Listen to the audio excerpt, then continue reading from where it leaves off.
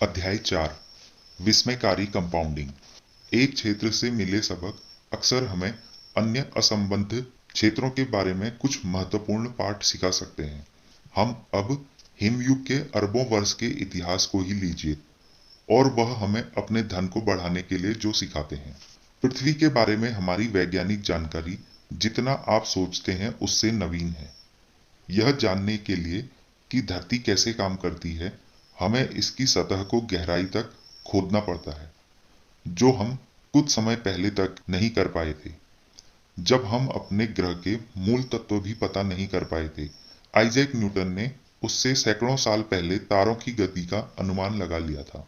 19वीं शताब्दी में जाकर वैज्ञानिक इस बात से सहमत हुए कि अनेकों बार पृथ्वी पूरी तरह बर्फ से ढकी हुई थी।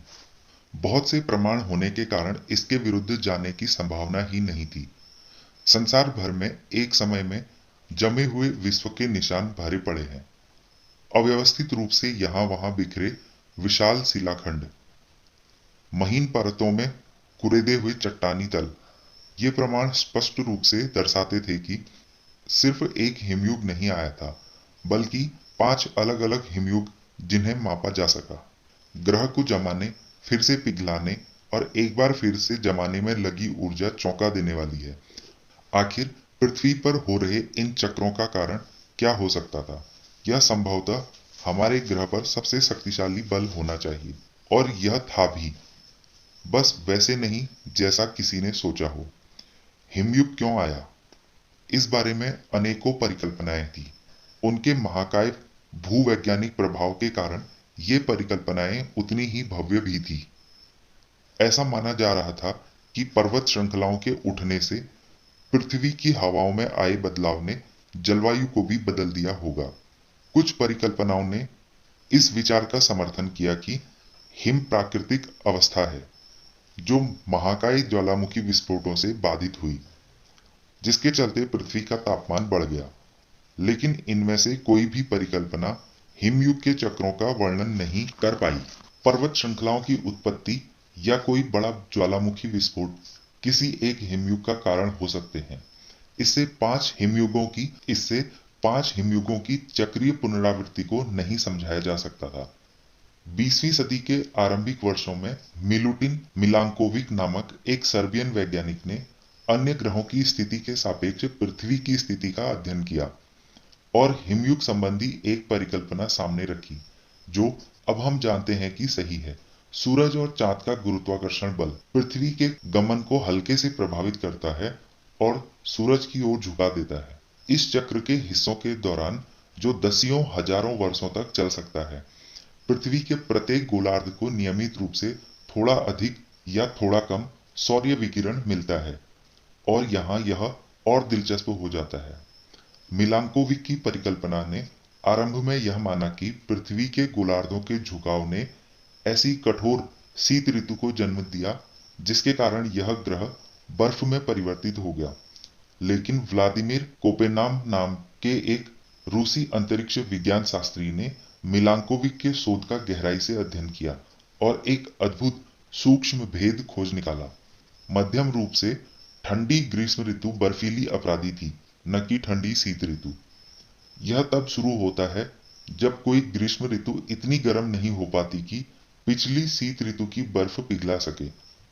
बची हुई बर्फ का आधार आने वाली शीत ऋतु में बर्फ का जमना और आसान कर देता है, जो अगली ग्रीष्म ऋतु में बर्फ के जमे रहने की संभावना बढ़ा देता है और फिर से आने वाली शीत ऋतु में अधिक जमाव का कारण बनता है। शाश्वत बर्फ अधिक सौर्य किरणों को प्रतिबिंबित करती है, जिससे ठंडक बढ़ती है, फिर और अधिक हिमपात होता है, और यह चलता रहता है।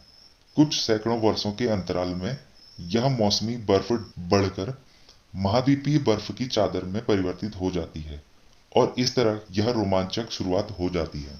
विपरीत दिशा में भी ठीक ऐसा ही होता है। एक कक्षीय झुकाव जो अधिक सूरज की रोशनी आने दे शीतकालीन बर्फ को अधिक पिघलाता है, जिससे आने वाले वर्षों में कम सौर्य किरणें प्रतिबिंबित होती है। फिर तापमान बढ़ता है, जिससे अगले वर्ष हिमपात में कमी आती है, इत्यादि। इस प्रकार यह चक्र चलता है। यहाँ अद्भुत बात यह है कि इस प्रकार परिस्थितियों में अपेक्षाकृत छोटे परिवर्तनों से कुछ इतना बड़ा विकसित हो सकता है। शुरुआत होती है किसी ठंडी ग्रीष्म ऋतु की बची बर्फ की एक महीन परत के साथ, जिस पर कोई ध्यान भी नहीं देगा, और फिर भूगर्भीय रूप से पलक झपकते ही पूरी पृथ्वी कई मील मोटी बर्फ की सतह से ढक जाती है। जैसा कि ग्लेशियोलॉजिस्ट ग्वेन स्कूल्स कहते हैं, बर्फ की मात्रा जिससे बर्फ की चादर बनती है वह इतनी जरूरी नहीं जितना यह तथ्य कि बर्फ कितनी भी हो वह बनी रहती है।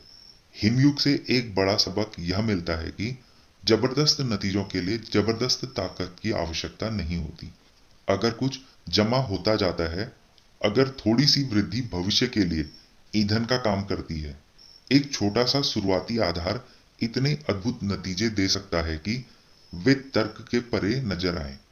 यह इतना तर्क के परे हो सकता है कि आप क्या संभव है, विकास कहां से आता है और कहां तक जाता है, उसे वास्तविकता से कम आंकेंगे। और धन दौलत पर भी यही लागू होता है। वॉरेन बफेट ने अपनी संपत्ति कैसे निर्मित की, इस पर 2000 से भी अधिक किताबें लिखी जा चुकी हैं। उनमें से कई बेहतरीन हैं, लेकिन ऐसी बस कुछ ही हैं जो इस तथ्य पर पर्याप्त ध्यान देती हैं। बफेट की संपत्ति सिर्फ उनके एक अच्छा निवेशक होने के कारण नहीं है, बल्कि बचपन से ही अच्छा निवेशक होने के कारण है। मेरे इस किताब को लिखने के समय वॉरेन बफेट की शुद्ध संपत्ति 84.5 बिलियन डॉलर है। उसमें से लगभग 84.2 बिलियन डॉलर 50वें जन्मदिन के बाद पूंजित हुई और 81.5 बिलियन डॉलर लगभग 65 वर्ष की उम्र में सामाजिक सुरक्षा की योग्यता प्राप्त करने के बाद आई। वॉरेन बफेट एक असाधारण निवेशक हैं, लेकिन अगर आप उनकी सारी सफलता को निवेश कुशाग्रता से जोड़ते हैं तो आप एक मुख्य बिंदु को छोड़ देंगे। उनकी सफलता की वास्तविक कुंजी यह है कि वे एक शताब्दी में 3/4 भाग तक एक असाधारण निवेशक रहे हैं। अगर उन्होंने 30 की उम्र में निवेश प्रारंभ किया होता और 60 की उम्र में सेवानिवृत्त हो गए होते, शायद ही किसी ने उनका नाम कभी सुना होता। एक छोटे से विचार परीक्षण पर नजर डालिए। बफेट ने 10 वर्ष की उम्र में गंभीर रूप से निवेश शुरू कर दिया था। 30 की उम्र तक पहुंचने तक उनकी शुद्ध संपत्ति 1 मिलियन डॉलर थी, या 9.3 मिलियन डॉलर मुद्रास्फीति से समायोजित होने के बाद। लेकिन अगर वे कोई सामान्य व्यक्ति होते जिसने अपनी किशोरावस्था और युवावस्था दुनिया घूमते हुए अपनी अभिलाषा ढूंढते हुए बिताई होती और 30 की उम्र में उनकी शुद्ध संपत्ति मान लीजिए 25,000 डॉलर होती, और मान लेते हैं कि वे फिर भी असाधारण वार्षिक निवेश प्रतिफल कमाने में सक्षम रहते जो उन्होंने उत्पन्न किया है, 22% प्रतिवर्ष, लेकिन 60 की उम्र में निवेश करना छोड़ देते जिससे गोल्फ खेल सकें और अपने नाती पोतों के साथ समय बिता सकें, आज उनकी शुद्ध संपत्ति का मोटा अनुमान कितना होता?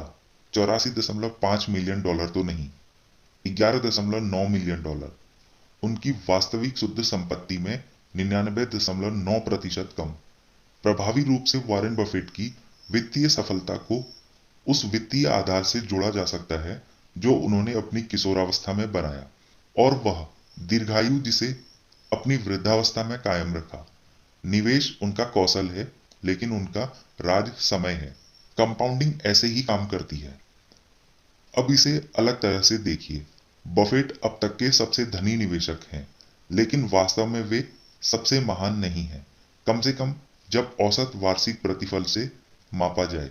हेज फंड रिनेसांस टेक्नोलॉजी के प्रमुख जिम साइमंस ने 1988 से लेकर 66% प्रतिवर्ष की दर से धन की कंपाउंडिंग की है।